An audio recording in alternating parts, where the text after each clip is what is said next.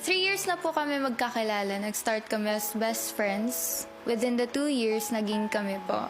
And bago po ako pumasok dito, medyo on and off na po kami. Ilan beses po kami nag-break.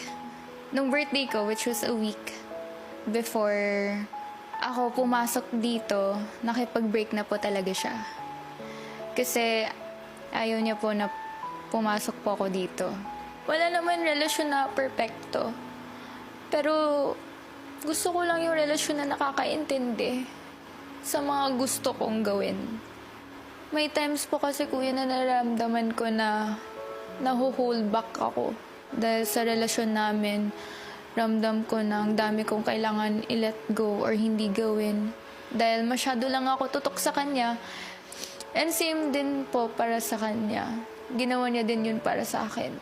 Habang si Charlie ikwinento ang isang